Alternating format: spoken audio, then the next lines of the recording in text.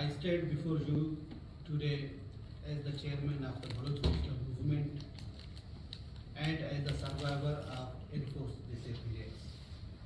My personal experience mirrors the plight of thousands of Baloch men, women and children who have disappeared due to Pakistan's policy of enforced disappearances.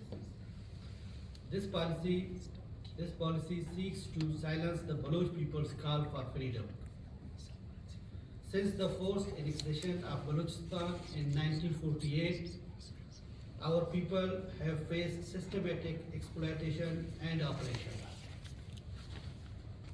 The state's campaign of terror includes enforced disappearances, extrajudicial and custodial killings, and torture. Pakistan's undeclared war against the Baloch aims to crush all forms of resistance to its occupation. Today, Pakistan operates several internment centers where thousands of Baloch, Pashtun, Sindhi, and Kashmiri individuals are held without trial. These centers are black holes of injustice where detainees endure inhuman torture and the loss of their dignity. Survivors, often left broken and scarred, have recounted the psychological and physical torment they faced. Many of the disappeared are never seen again, with their bodies discarded in mass graves. The United Nations Declaration on the Protection of All Persons from Enforced Disappearances clearly states that such acts are offences against the human dignity. Yet in Pakistan, enforced disappearances are used as a tool of state repression.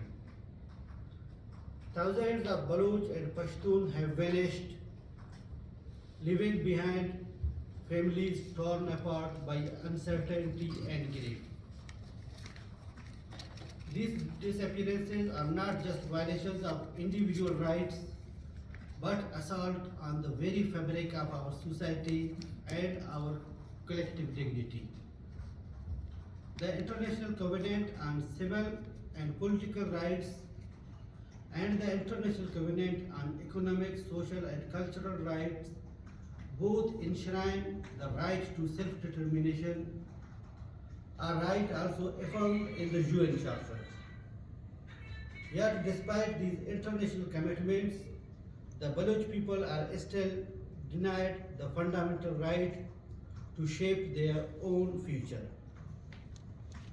The denial of self-determination is the root cause of the ongoing human rights violations. The Pakistani state meets our demands for freedom with brutal violence. One of the clearest examples of this operation is unfolding in Gwadar, which is a city of deep cultural and historical significance to the Baloch people.